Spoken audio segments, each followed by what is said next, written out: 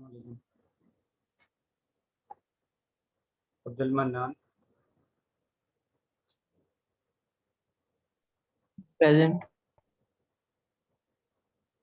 अजवा Manal, Yes, sir. Aliza, Present, sir. अमायम Abuzar, Yes, sir. Hansa, Hansa Yaqoob, Present, sir. Hamza Javed, Present, sir. Aqsa, जी sir. Bareera, Present, sir. दुआ कंबर, दुआ, फिजा बीबी, Present, sir. Hadiya, Present, sir. Javeria, Present, sir. Khadija, Present, sir. Kinza, Yes, sir. कनीज, Present, sir. Maryam, Present, sir. मारवा Abid, Present, sir. Maryam बीबी, Present, sir. Minahil Fatima, Present, sir. Mohsin Farooq, Mohsin Farooq, Present, sir.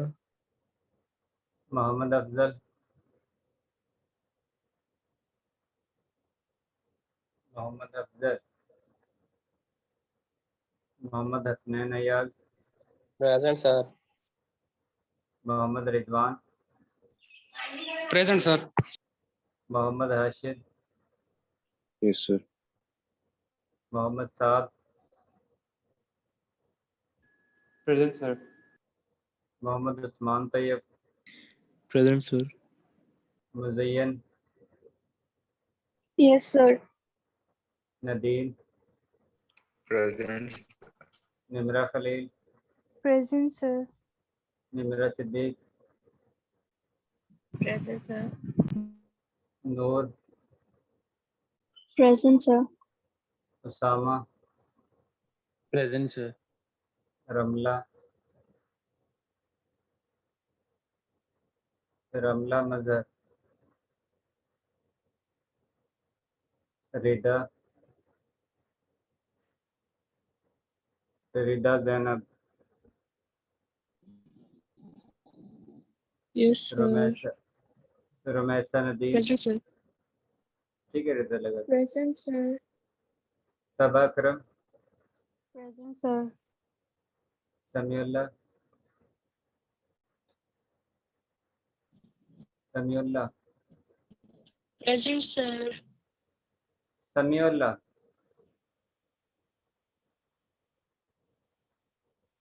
रिदा आपकी attendance हो गई है, समीउल्लाह है, सना Asghar, Present, sir. Fawad Shahzad, Present. Syed आन रजा,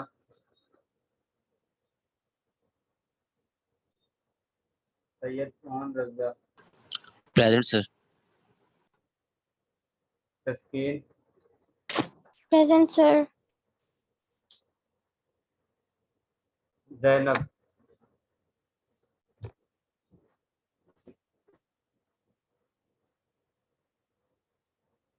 दुआ कंबर, मोहम्मद अफजल, उसामा,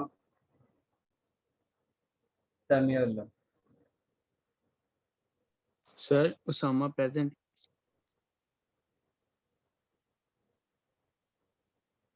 सॉरी रमला का, उसामा आपके प्रेजेंट लगी हुई, Okay, sir.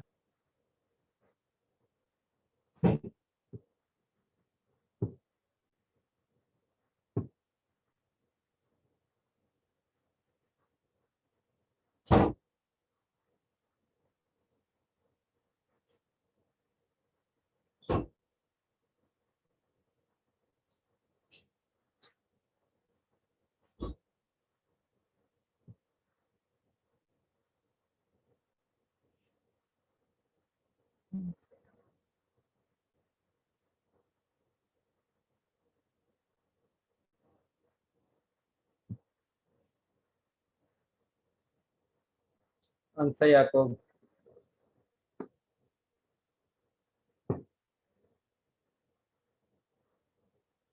अंसा याकूब,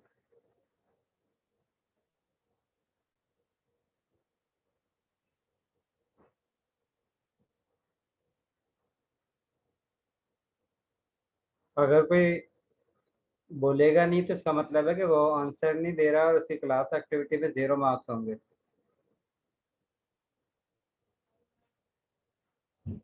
अंसा याकूब,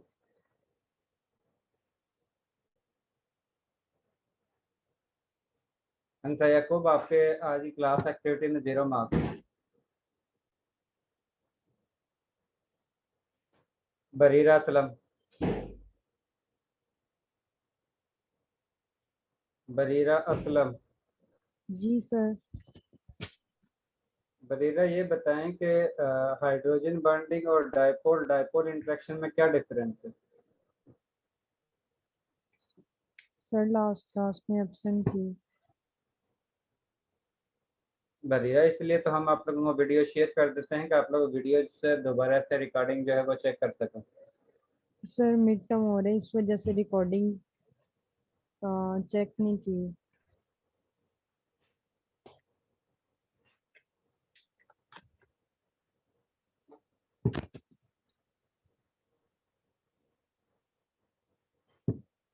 मोहम्मद हसनैन, यस सर। जी हसनैन, ये बताओ सर कि मैं एब्सेंट था। जी हसनैन, सर मैं लास्ट क्लास में एब्सेंट था।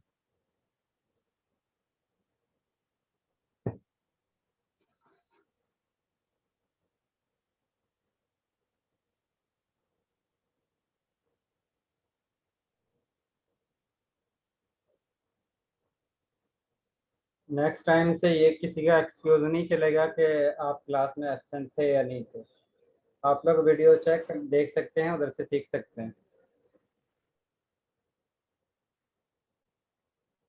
Nadeem Hasan, yes sir. नदीम क्या डिफरेंस है? सर हाइड्रोजन बॉन्डिंग में जो है ना, वाटर के मॉलिक्यूल यानी कि हाइड्रोजन और ऑक्सीजन, इनके दरमियान पार्शियल पॉजिटिव और नेगेटिव चार्ज होता है, तो हाइड्रोजन बॉन्डिंग डेवलप होती है, फोर्सेस ऑफ अट्रैक्शन डेवलप होती हैं। जबकि डाइपोल डाइपोल फोर्सेस में इलेक्ट्रॉन जो है वो दो मॉलिक्यूल्स के इलेक्ट्रॉन जो है ना, वो एक मॉलिक्यूल का प्रोटॉन यानी कि न्यूक्लियस दूसरे मॉलिक्यूल के इलेक्ट्रॉन को अट्रैक्ट करता है, तो उनके दरमियान अट्रैक्शन पैदा होती है, तो डाइपोल्स बनते हैं। इस तरह डाइपोल डाइपोल फोर्सेस होती हैं। Abdul mannan,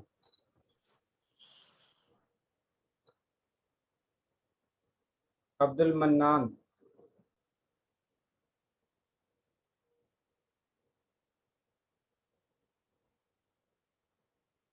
Abdul mannan, Abdul mannan, आपके आज की क्लास एक्टिविटी में 0 मार्क्स हैं। अजवा मनाल, अजवा मनाल, यस सर। जी अजवा मनाल, ये बताओ हाइड्रोजन बॉन्डिंग और डायपोल डायपोल इंटरेक्शन में डिफरेंस क्या है? सर वेट से। सॉरी,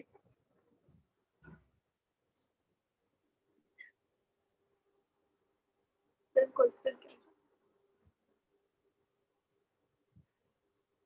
सर दोबारा रिपीट कर दे question.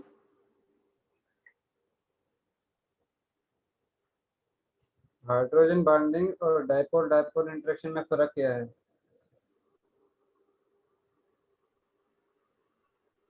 Sir Aliza Basharat, sir hydrogen bonding, hydrogen atom और इलेक्ट्रोनेगेटिव जो एटम्स होते हैं, फॉर एग्जांपल ऑक्सीजन, फ्लोरीन और नाइट्रोजन के दरमियान जब इलेक्ट्रोस्टैटिक फोर्स ऑफ इंटरेक्शन होती है उसे हाइड्रोजन बॉन्डिंग कहते हैं। और उसके बाद डाइपोल डाइपोल के फोर्सेस होते हैं, ये जो डाइपोल्स बनते हैं मतलब मॉलिक्यूल्स की डिस्टॉर्शन की वजह से डाइपोल्स बनते हैं, उनके दरमियान जो फोर्स ऑफ अट्रैक्शन होते हैं इसे डाइपोल डाइपोल इंटरेक्शन कहते हैं।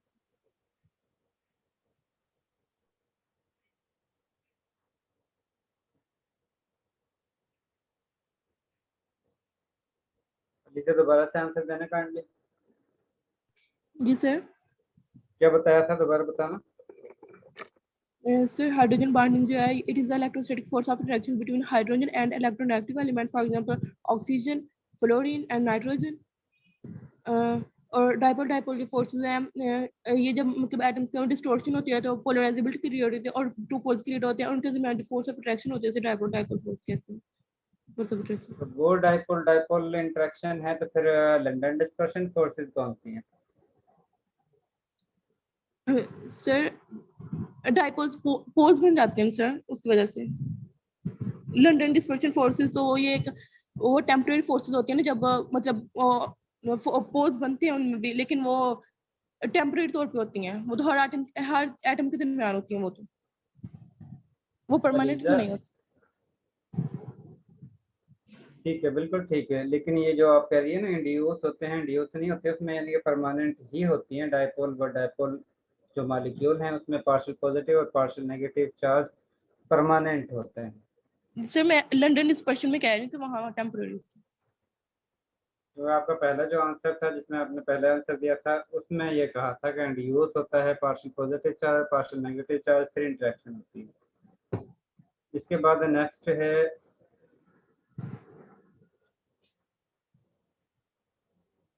अक्सा।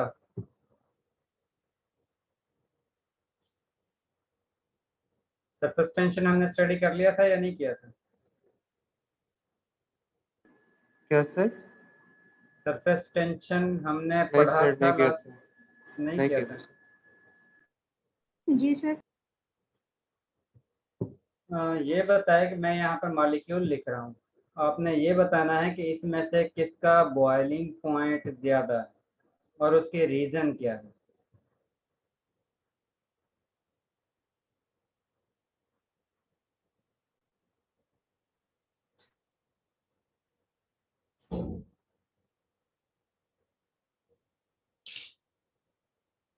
एक ये मॉलिक्यूल है और दूसरा जो है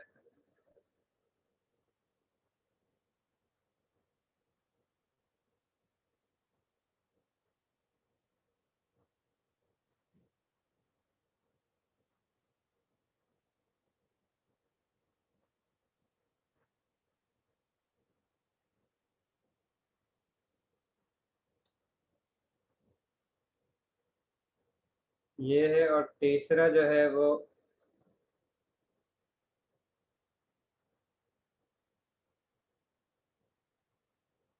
इन तीनों का डिसेंडिंग ऑर्डर बॉइलिंग पॉइंट की बेस पर क्या होगा।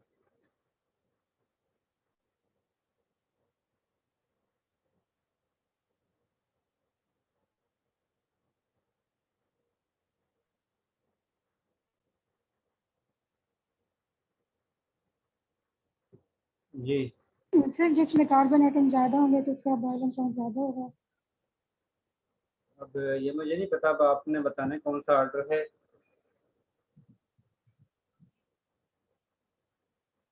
सर ये थर्ड वाले।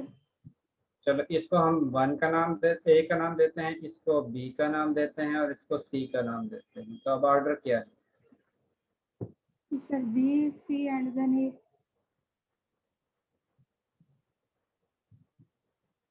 हादिया,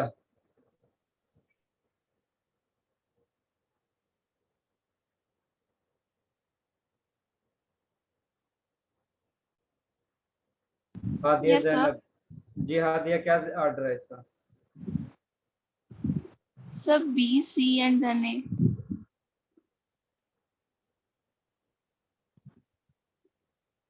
हादिया के बाद है जवेरिया, सॉरी खदीजा।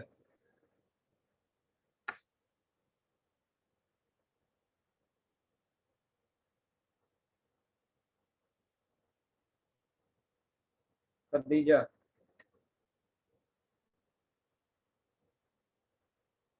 खदीजा के बाद कनीज फातिमा। सर ए का सबसे ज्यादा होगा बॉलिंग पॉइंट, जी ए का ज्यादा है, and then B, A C and B. अच्छा, इसके बाद कनीज फातिमा। जी सर। सर ए का क्या ऑर्डर सबसे है? ज्यादा, ए का सबसे ज्यादा होगा, उसके बाद सी, उसके बाद बी। मरियम महमूद।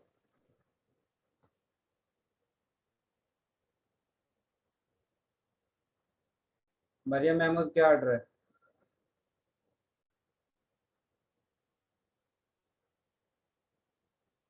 इसका ऑर्डर जो है सबसे पहले ए का होगा, उसके बाद बी का होगा, उसके बाद सी का होगा। अब इसकी रीजन क्या है? रीजन इसकी ये है। जी मरियम।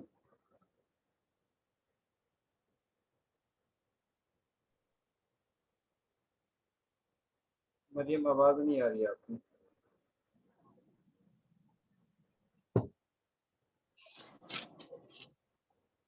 जी मरियम। जी अलीजा। सर मेरी क्लास एक्टिविटी के मार्क्स नहीं लगे। अलीजा तो आपका ठीक आंसर था।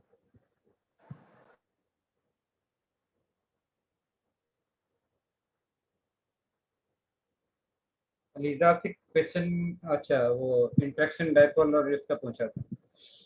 ठीक है। मरियम बोला नहीं जा रहा, कोई बात नहीं, नेक्स्ट टाइम आपसे क्वेश्चन कर लेंगे दोबारा से। इसका ऑर्डर जो है पहले ए है, उसके बाद बी है, उसके बाद सी है। अब इसकी रीजन हम इसमें डिफरेंशिएट किस तरह करते हैं कि किसका बॉइलिंग पॉइंट ज्यादा है, किसका कम है, किसका उससे कम है। हम इंटरमॉलिक्यूलर फोर्सेस की बेस पर करते हैं कि किस मॉलिक्यूल का बॉइलिंग पॉइंट ज्यादा होगा, किस मॉलिक्यूल का बॉइलिंग पॉइंट कम होगा। जिनके दरमियान फोर्स ऑफ इंट्रैक्शन कम होंगी उनका बॉइलिंग पॉइंट कम होगा, जिनके दरमियान फोर्स ऑफ इंट्रैक्शन ज्यादा होंगे उनका बॉइलिंग पॉइंट ज्यादा होगा।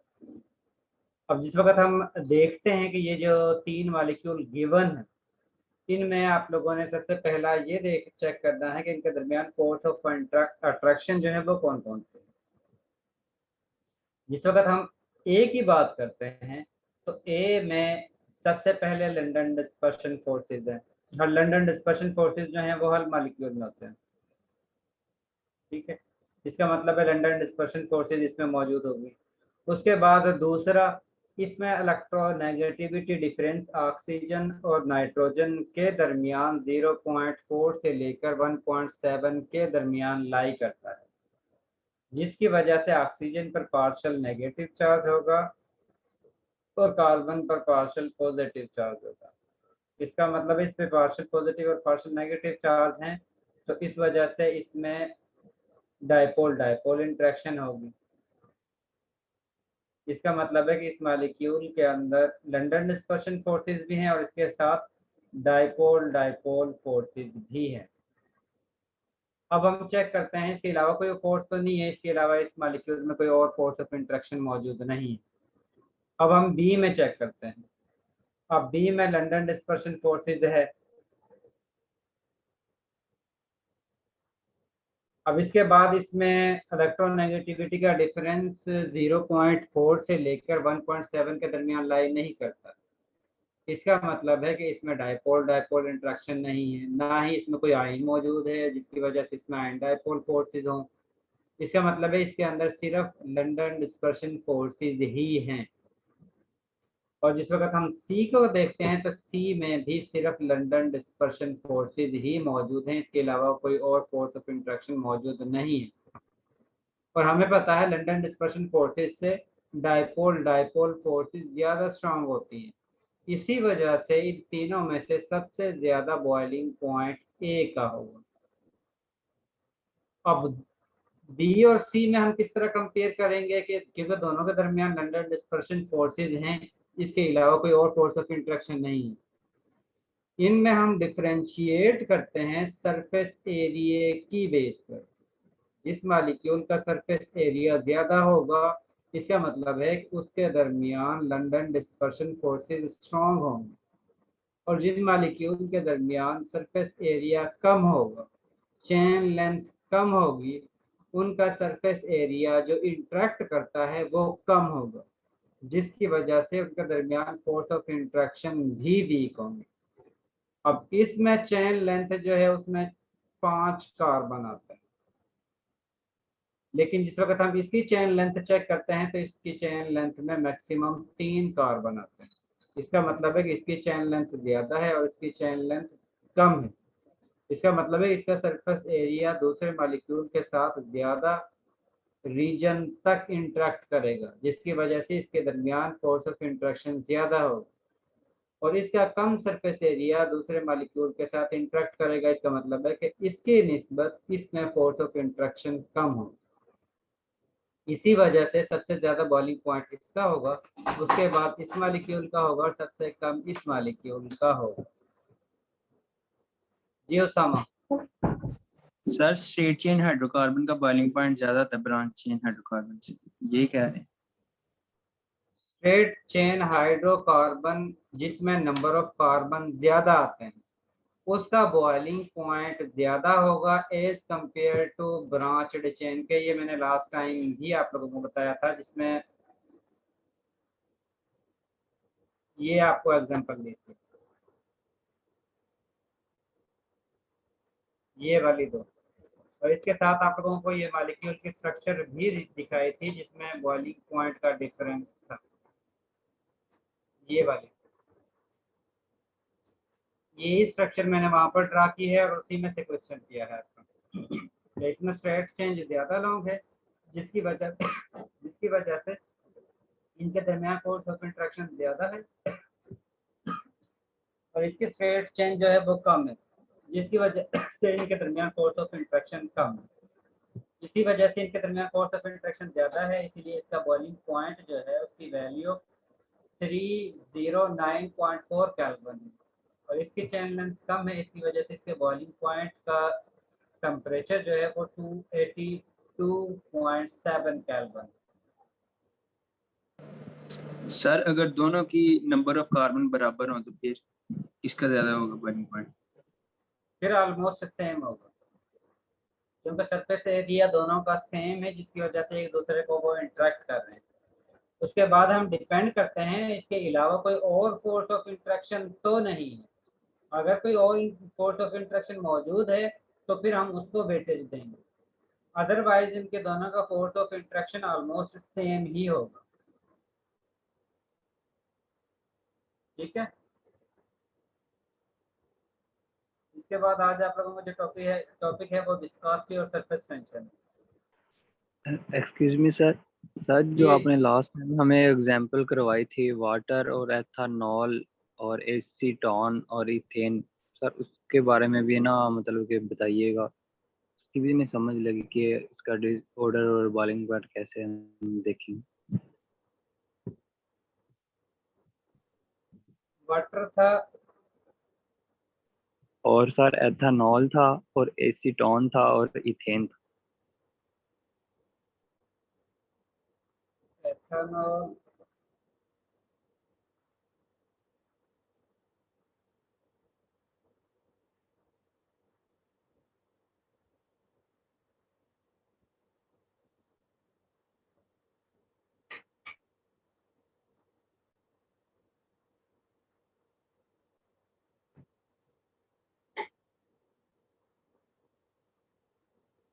और तीसरा क्या था? इथेन।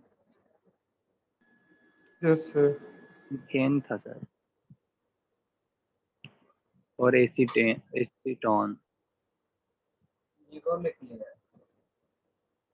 और ये ए है, ये बी है,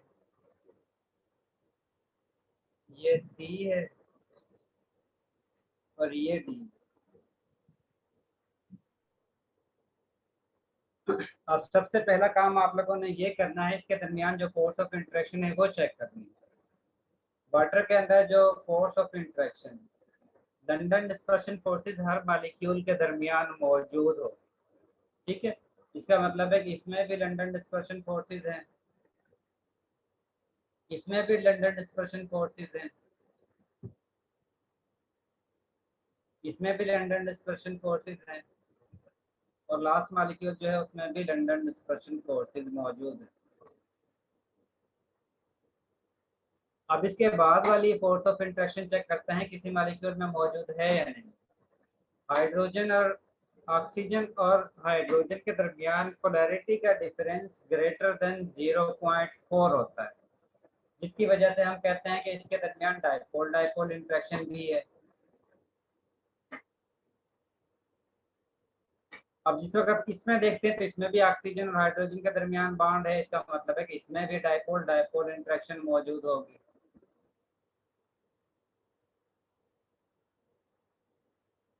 अब जिस वक्त हम इसमें चेक करते हैं तो इसमें भी ऑक्सीजन और कार्बन के दरमियान इलेक्ट्रोनेगेटिविटी का डिफरेंस है, और वो भी 0.4 से लेकर 1.7 के दरमियान लाई करता है। इसका मतलब है कि इसमें भी डाइपोल डाइपोल इंटरेक्शन मौजूद है। अब लास्ट मॉलिक्यूल में कोई इलेक्ट्रोनेगेटिविटी का डिफरेंस नहीं है, जिसकी वजह से इसमें partial positive charge partial negative charge हो। इसका मतलब है कि लास्ट जो एलिमेंट इथेन है इसमें सिर्फ लंडन डिस्पर्शन फोर्सेस हैं, इसके अलावा कोई और फोर्स ऑफ इंटरेक्शन नहीं है। ठीक है, इसका मतलब है कि सबसे कम फोर्स ऑफ इंटरेक्शन जो है वो इथेन के केस में होगी। इसके बाद हम चेक करते हैं किसी और मॉलिक्यूल में इसके अलावा कोई और फोर्स ऑफ इंटरेक्शन तो मौजूद नहीं है। अब इसमें ऑक्सीजन के साथ हाइड्रोजन डायरेक्टली बॉन्ड है, इसका मतलब है कि इसके दरमियान हाइड्रोजन बॉन्डिंग मौजूद है। इसका मतलब है कि वाटर के अंदर हाइड्रोजन बॉन्डिंग है। मेथनॉल को जिस वक्त चेक करते हैं तो इसमें भी हाइड्रोजन बॉन्डिंग मौजूद है,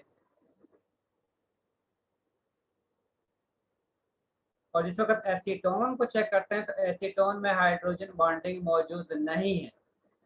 इसका मतलब है इसमें 3 फोर्स हैं, इसमें भी 3 फोर्स हैं, और hydrogen bonding dipole dipole forces की निस्बत ज़्यादा स्ट्रॉन्ग है। इसका मतलब है कि सबसे कम बॉइलिंग पॉइंट इथेन का है जिसमें सिर्फ लंडन डिस्पर्शन फोर्सेस हैं। उसके बाद बॉइलिंग पॉइंट जो है वो एसीटोन का है जिसमें डाइपोल डाइपोल फोर्स है और इसके साथ लंडन डिस्पर्शन फोर्स है।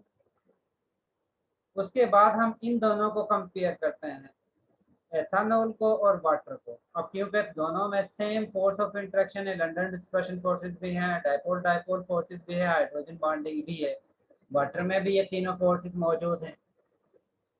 लेकिन डिफरेंस ये आता है, वाटर का मॉलिक्यूल जो है वो 2 हाइड्रोजन बॉन्डिंग शो करता है, लेकिन एथेनॉल जो है वो सिर्फ 1 हाइड्रोजन बॉन्डिंग शो करता है। अब 2 हाइड्रोजन बॉन्डिंग शो करने की वजह से वाटर का बॉइलिंग पॉइंट एथेनॉल की निस्बत ज़्यादा हो जाता है, क्योंकि इसमें सिर्फ 1 हाइड्रोजन बॉन्डिंग है और इसमें 2 हाइड्रोजन बॉन्डिंग। तो इस वजह से तीसरे नंबर पर बॉइलिंग पॉइंट जो है वो एथेनॉल का होगा, और सबसे ज़्यादा बॉइलिंग पॉइंट जो है वो वाटर मॉलिक्यूल का होगा, क्योंकि वाटर मॉलिक्यूल में बाकी 3 मॉलिक्यूल की निस्बत सबसे ज़्यादा फोर्स ऑफ सरफेस एरिया नहीं चेक करेंगे इसमें? सरफेस एरिया जस्ट उस कंडीशन में होता है जिस वक्त इनके दरमियान फोर्स ऑफ इंटरेक्शन सेम हो, लेकिन सरफेस एरिया सिर्फ और सिर्फ लंडन डिस्पर्शन फोर्सेस में ही ज़्यादा एप्लीकेबल होता है, क्योंकि वो फोर्स ऑफ इंटरेक्शन जो है वो बहुत ही वीक होती है। जी साहब। सर ये जो एथेनॉल है इसमें आपने कहा है, जब हम स्टार्ट में देखा है और एच के दरमियान वो डाइपोल है, सर और सी के दरमियान तो डाइपोल होगा ना, तो डबल डाइपोल नहीं होगा इसमें? डबल डाइपोल तो इसके दरमियान ऑक्सीजन का इस हाइड्रोजन के साथ भी हो जाएगा, ऑक्सीजन का इस हाइड्रोजन के साथ भी हो जाएगा। लेकिन सर वैसे होगा तो डबल डाइपोल ना दोनों में? डबल कह सकते हो, ओके सर। क्योंकि डिफरेंशिएट इन दोनों में सिर्फ डबल हाइड्रोजन की बॉन्डिंग की बेस पर हो रहा है, इसके अलावा और इसमें कोई डिफरेंशिएट यानी डिफरेंशिएटिंग पॉइंट नहीं है। आप लोगों ने सबसे पहले जब भी कंपाउंड गिवन होंगे ये चेक करना है कि उनके दरमियान फोर्स ऑफ इंटरेक्शन मौजूद कौन सी हैं। अगर वीक फोर्स ऑफ इंट्रैक्शन है तो बॉइलिंग पॉइंट कम होगा, अगर ज़्यादा स्ट्रॉन्ग फोर्स होंगी तो इसका मतलब है बॉइलिंग पॉइंट ज़्यादा होगा। और आम तौर पर फोर्स ऑफ इंट्रैक्शन का ऑर्डर जो है, सबसे कम force of interaction London dispersion forces होंगी, उसके बाद डाइपोल डाइपोल फोर्सेस होंगी, उसके बाद हाइड्रोजन बॉन्डिंग होगी, और उसके बाद आयन डाइपोल इंट्रैक्शन होगी। ये जनरल ट्रेंड है, ठीक है। जनरली जो है वो ये ट्रेंड होता है। लेकिन अगर मॉलिक्यूल की स्ट्रक्चर बहुत ज़्यादा कर देते हो, लॉन्ग कर देते हो, दूसरे की शॉर्ट कर देते हो, तो उस कंडीशन में ये पैरामीटर थोड़े चेंज हो सकते हैं।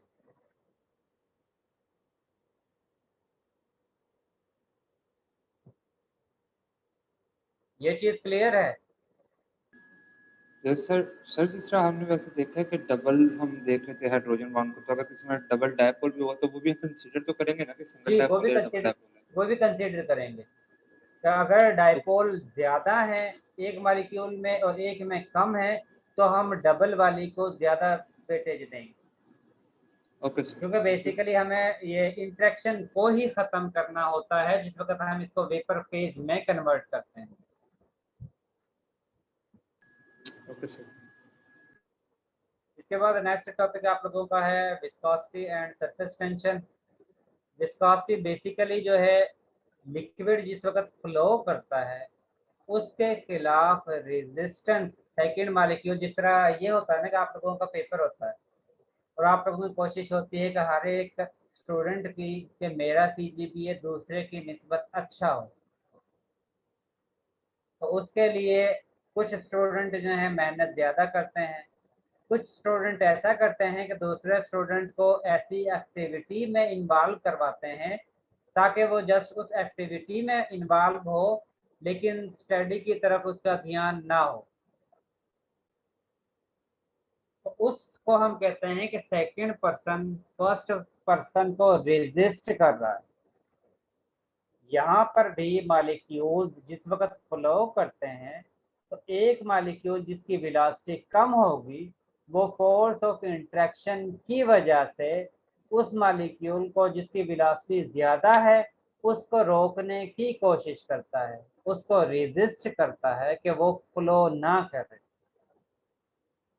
और इसको हम विस्कोसिटी कहते हैं। और ये रेजिस्टेंस भी फोर्स ऑफ इंट्रैक्शन पर डिपेंड करती है कि अगर फोर्स ऑफ इंट्रैक्शन ज़्यादा है इसका मतलब है कि विस्कोसिटी ज़्यादा है, रेजिस्टेंस ज़्यादा है, और अगर फोर्स ऑफ इंट्रैक्शन कम है इसका मतलब है कि विस्कोसिटी कम है।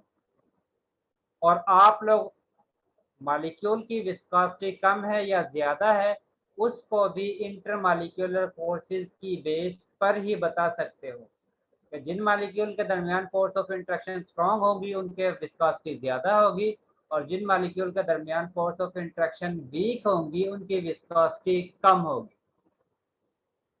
इसके साथ सेकंड टॉपिक है सरफेस टेंशन।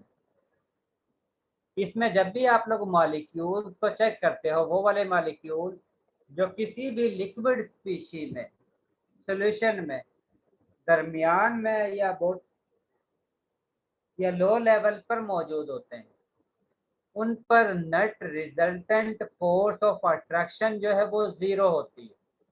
अब ज़ीरो किस तरह होती है? जिस तरह सपोज ये आपके पास मॉलिक्यूल है और इस मॉलिक्यूल को हर डायरेक्शन से मॉलिक्यूल अपनी तरफ अट्रैक्ट कर रहे हैं और हर मॉलिक्यूल की डायरेक्शन डिफरेंट है, सेम नहीं है। अगर सेम डायरेक्शन होती है तो उस कंडीशन में इस मॉलिक्यूल ने मूव करना शुरू कर देना है, और अगर इनकी डायरेक्शन अपोजिट होगी तो उस कंडीशन में हर मॉलिक्यूल दूसरे मॉलिक्यूल को अफेक्ट को कैंसिल कर देते हैं। अब जिस तरह ये मॉलिक्यूल इसको अपनी तरफ इस डायरेक्शन में मूव करवाने की कोशिश करता है तो इसके अपोजिट डायरेक्शन में सेम फोर्स के साथ ये वाला मॉलिक्यूल इसको अपोजिट डायरेक्शन में मूव करवाने की कोशिश करता है। अब दोनों की फोर्स ऑफ इंट्रैक्शन जो है वो सेम है लेकिन डायरेक्शन अपोजिट है, इस वजह से ये मॉलिक्यूल को ना अपवर्ड डायरेक्शन में मूव करवा सकते हैं, ना ही डाउनवर्ड डायरेक्शन में मूव करवा सकते हैं। तो इस कंडीशन में हम कहते हैं अपवर्ड डायरेक्शन में और डाउनवर्ड डायरेक्शन में इस मॉलिक्यूल पर नेट फोर्स ऑफ अट्रैक्शन जो है वो 0 होगी। इसी तरह राइट साइड वाला मॉलिक्यूल इसको अपनी तरफ अट्रैक्ट करता है, उतनी ही फोर्स के साथ लेफ्ट साइड वाला मॉलिक्यूल इसको अपनी तरफ अट्रैक्ट करता है। अब इस कंडीशन में भी फोर्स ऑफ इंट्रैक्शन जो है उनका मैग्नीट्यूड सेम है, उनकी वैल्यू सेम है, लेकिन डायरेक्शन अपोजिट है, जिसकी वजह से वो भी एक दूसरे के अफेक्ट को कैंसिल आउट कर देते हैं। लेकिन जिस वक्त हम चेक करते हैं वो वाले मॉलिक्यूल जो सरफेस पर मौजूद होते हैं उनमें राइट डायरेक्शन में जितनी फोर्स ऑफ इंट्रैक्शन एक्ट कर रही होती है उतनी ही फोर्स लेफ्ट साइड पर एक्ट करती है। इसका मतलब है कि along x axis right side पर या लेफ्ट साइड पर ये मॉलिक्यूल मूव नहीं कर सकते। लेकिन जो मॉलिक्यूल लो लेवल पर होते हैं वो इन मॉलिक्यूल को अपनी तरफ इंट्रैक्ट कर रहे होते हैं। अब इनके अपोजिट डायरेक्शन में कोई भी फोर्स ऑफ इंट्रैक्शन मौजूद नहीं होती। इस फोर्स ऑफ इंट्रैक्शन की वजह से, इस डाउनवर्ड फोर्स ऑफ इंट्रैक्शन की वजह से मॉलिक्यूल की सरफेस पर टेंशन क्रिएट हो जाती है, क्योंकि यह मॉलिक्यूल की कोशिश होती है कि ये नीचे की तरफ मूव करें, और इसी को हम सरफेस टेंशन कहते हैं। और ये सरफेस टेंशन भी इंटरमॉलिक्यूलर फोर्सेस पर ही डिपेंड करती है। अगर इंटरमॉलिक्यूलर फोर्सेस ज़्यादा होंगी इसका मतलब है कि ज़्यादा फोर्स के साथ मॉलिक्यूल जो नीचे मौजूद हैं वो ज़्यादा फोर्स के साथ अपनी तरफ अट्रैक्ट करेंगे सरफेस से मॉलिक्यूल को। अगर फोर्स ऑफ इंट्रैक्शन कम होंगी इसका मतलब है कि डाउनवर्ड डायरेक्शन में कम फोर्स के साथ मॉलिक्यूल इंट्रैक्ट करेंगे। और इसके बारे में भी आप लोग इंटरमॉलिक्यूलर फोर्सेस की बेस पर ही बता सकते हैं। अगर फोर्स ऑफ इंट्रैक्शन ज़्यादा होगी इसका मतलब है कि विस्कोसिटी भी ज़्यादा होगी और सरफेस टेंशन भी ज़्यादा होगी। और अगर इंटरमॉलिक्यूलर फोर्सेस वीक हैं तो उस कंडीशन में विस्कोसिटी भी कम होगी और सरफेस टेंशन भी कम होगी। और सरफेस टेंशन और विस्कोसिटी को हम किस तरह कम या ज़्यादा कर सकते हैं वो डिपेंड करता है कि जिसके ज़रिए आप लोग इंटरमॉलिक्यूलर फोर्सेस को वीक कर सकते हो। जिस तरह अगर आप लोगों के पास लिक्विड मटेरियल है, अगर आप लोग मॉलिक्यूल की काइनेटिक एनर्जी इंक्रीज करते हो तो उस कंडीशन में उनके इंटरमॉलिक्यूलर फोर्सेस कम होना शुरू हो जाती हैं। तो उस कंडीशन में मॉलिक्यूल की विस्कोसिटी जो है वो भी कम होगी और सरफेस टेंशन जो है वो भी कम होगी। टेम्परेचर अगर आप लोग राइज करते हो तो उस कंडीशन में मॉलिक्यूल की विस्कोसिटी और सरफेस टेंशन दोनों ही कम होंगे। और सरफेस टेंशन की वजह से ही मॉलिक्यूल जो हैं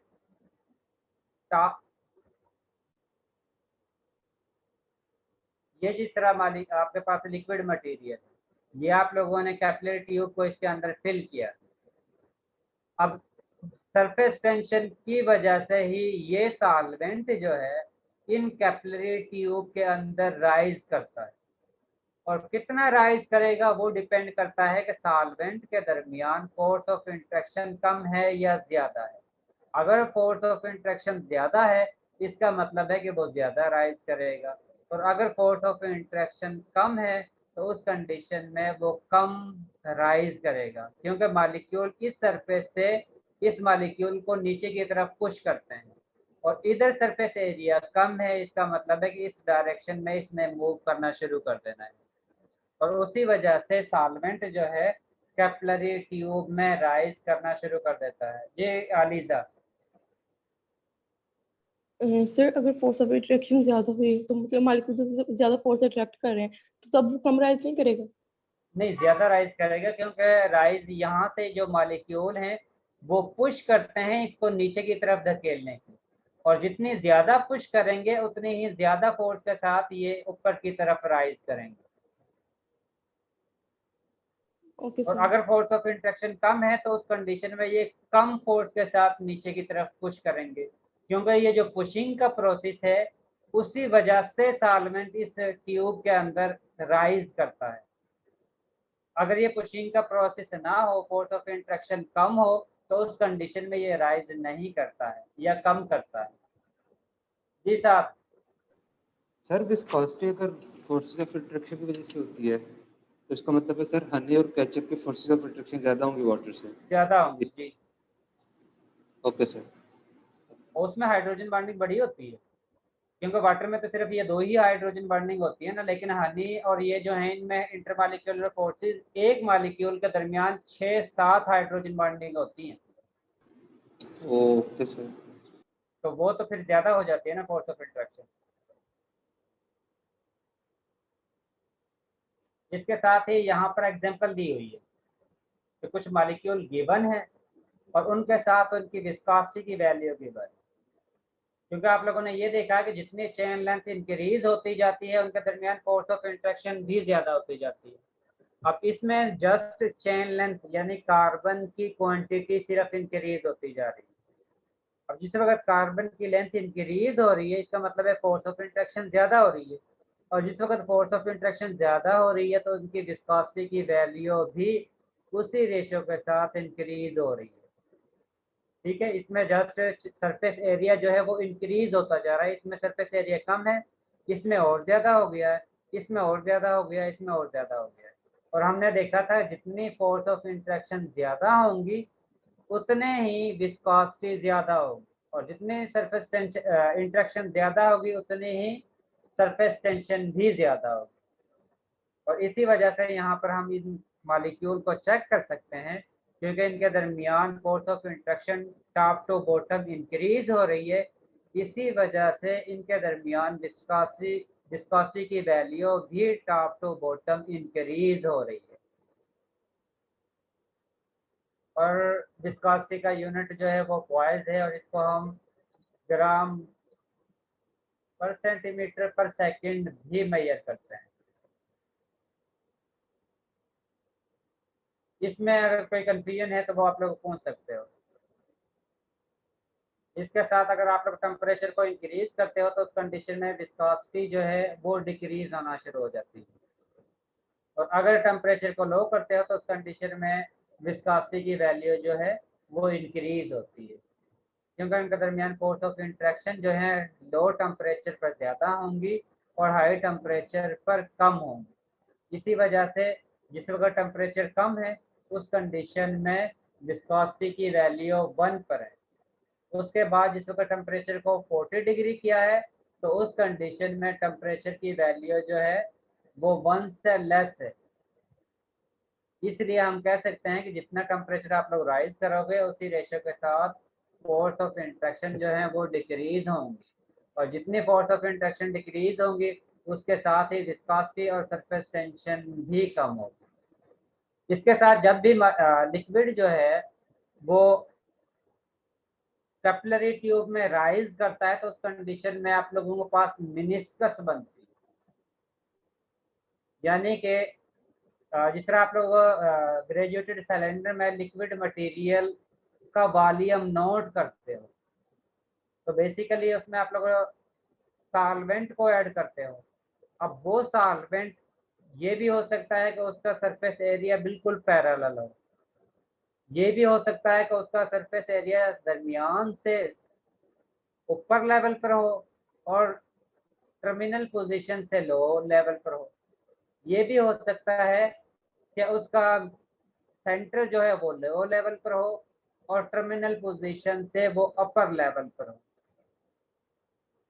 तो वो वाली पोजीशन जिसमें मिड पॉइंट या तो अपर लेवल पर हो या लोअर लेवल पर हो टर्मिनल पोजीशन से, उनको हम मिनिस्कस कहते हैं। और ये डिपेंड करता है कि मॉलिक्यूल के दरमियान फोर्स ऑफ इंट्रैक्शन, क्योंकि आप लोगों के पास यहाँ पर 2 तरह की फोर्स ऑफ इंट्रैक्शन होती हैं, एक को हम एडहेसिव फोर्सेस कहते हैं और एक को हम कोहेसिव फोर्सेस कहते हैं। एडहेसिव फोर्सेस वो फोर्स ऑफ इंट्रैक्शन होती हैं जो सॉल्वेंट के दरमियान और ये जो गिलास है इसके मालिक्यूल के दरमियान जो फोर्स ऑफ इंट्रैक्शन होंगी उनको हम एडहेसिव फोर्सेस कहते हैं, और वो फोर्स ऑफ इंट्रैक्शन जो सॉल्वेंट के मालिक्यूल के दरमियान होंगी उनको हम कोहेसिव फोर्सेस कहते हैं।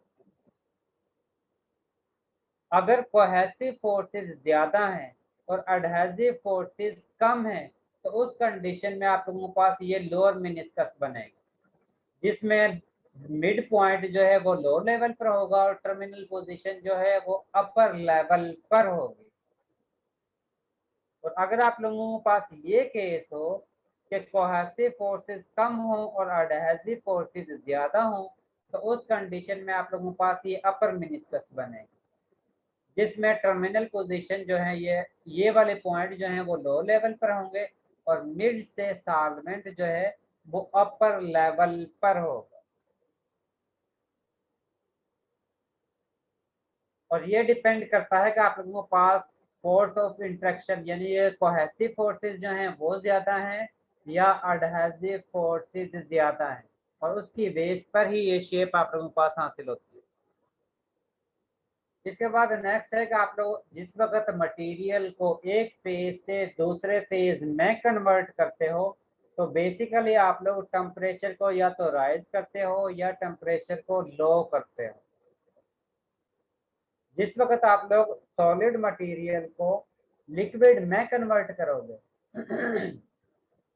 तो उस कंडीशन में टेम्परेचर प्रोवाइड करोगे, और जिस वक्त टेम्परेचर प्रोवाइड करोगे तो इनकी काइनेटिक एनर्जी मॉलिक्यूल की इंक्रीज होगी, और जब भी हम टेम्परेचर प्रोवाइड करते हैं तो मॉलिक्यूल की काइनेटिक एनर्जी भी इंक्रीज होती है, और काइनेटिक एनर्जी इंक्रीज होने की वजह से एंट्रोपी भी इंक्रीज होती है और इंथैल्पी भी इंक्रीज होती है। इसी तरह अगर आप लोग लिक्विड से गैस फेज में कन्वर्ट करते हो तो उस कंडीशन में भी आप लोग टेम्परेचर प्रोवाइड करते हो, और जिस वक्त टेम्परेचर प्रोवाइड करोगे उसी कंडीशन में ही लिक्विड गैस फेज में कन्वर्ट होगा।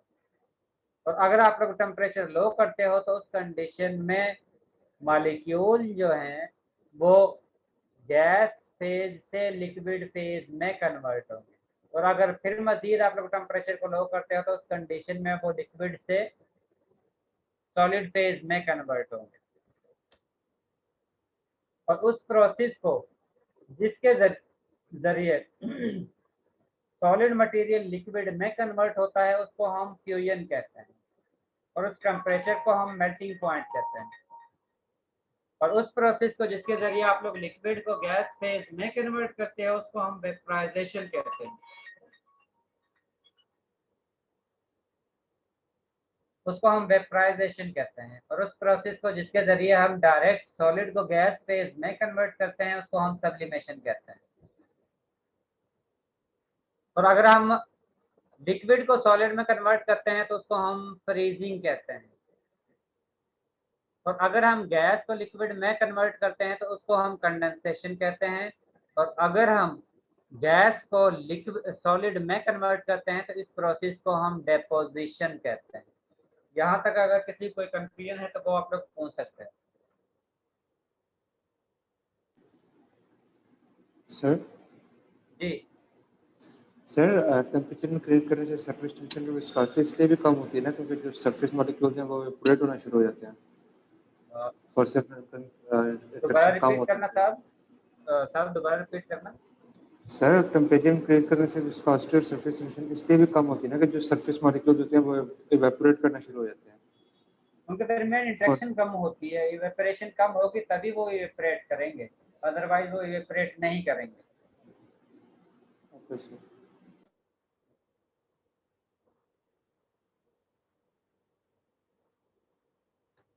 बाकी फिर हम नेक्स्ट क्लास में पढ़ेंगे। नेक्स्ट क्लास में इंशाल्लाह ये चैप्टर कंप्लीट हो जाएगा, उसके बाद नेक्स्ट वाला चैप्टर शुरू करेंगे।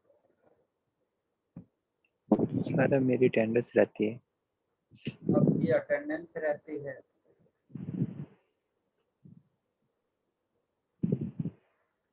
दुआ कंबर है,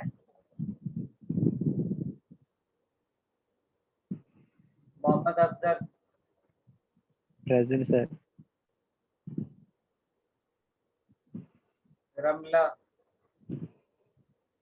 इसके बाद समीउल्लाह। Present sir. ठीक है, अब आप लोग लीव कर सकते हैं। आज की क्लास में सिर्फ दुआ कंबर जो है वो एब्सेंट।